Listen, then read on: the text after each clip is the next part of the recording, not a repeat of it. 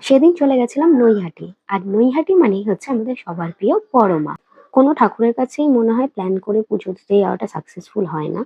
তাই জন্য হঠাৎ করেই চলে যেতে হয়। নৈহাটি স্টেশন থেকে মাত্র ৫ মিনিটের পায়ে হাঁটা ডিস্টেন্সেই রয়েছে আমাদের বড়মার মন্দির। আর এই হচ্ছে বড়মার মন্দিরের ফ্রন্ট গেট। আর এখানে দেখো অসংখ্য মানুষ তাদের হাজারো মনের কামনা নিয়ে বড়মার কাছে আর্জি জানিয়েছে। বড়মা যেন সবার ইচ্ছে পূরণ করে। আমি বাড়ির কাছ থেকেই পুজোর জন্য ফুল, মালা সমস্ত কিছু কিনে নিয়ে গেছিলাম। শুধু এখানে এসে মিষ্টি, আলতা সিঁদুরটা, ধূপকাঠি, মোমবাতিটা কিনেছি।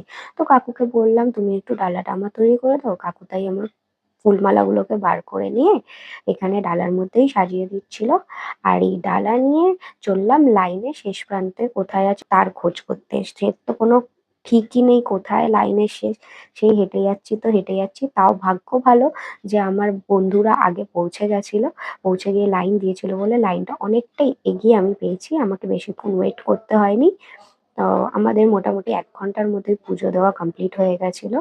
এখানে আমরা লাইনে দাঁড়িয়ে ওয়েট করছিলাম যে কখন সামনে থেকে বড়মাকে দেখবো। এই ১ম বার আমি বড়মাকে চোখের সামনে দিয়ে দেখতে চলেছি। আলাদাই একটা এক্সাইটমেন্ট কাজ করছে।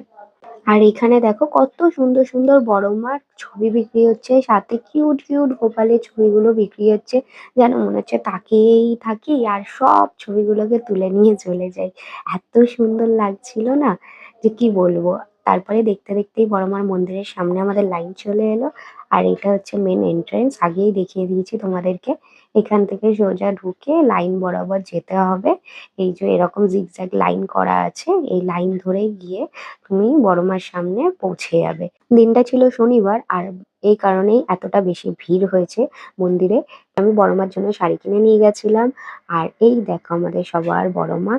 বড়মার জন্য সবাই লাইন দিয়ে দাঁড়িয়ে রয়েছে পুজো দেবে বলে বড়মার কাছে। আর বড়মাও ওখান থেকে সমস্ত ভক্তদের দেখছেন দাঁড়িয়ে।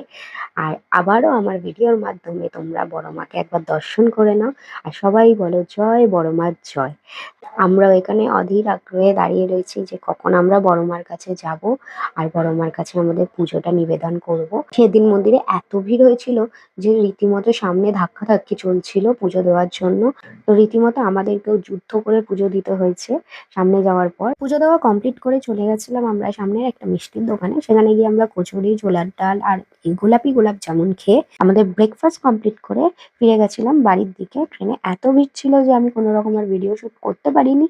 তো ডিরেক্ট আমি বেলগড়িয়া স্টেশনে মানে আমাদের বাড়ির স্টেশনে এসে ভিডিওটাকে কমপ্লিট করেছি। তো ভিডিওটা ভালো লেগে থাকলে লাইক করো, কমেন্ট করো, share and subscribe my channel. দেখা হচ্ছে তোমাদের সাথে পরের ভিডিওতে। Till then tata.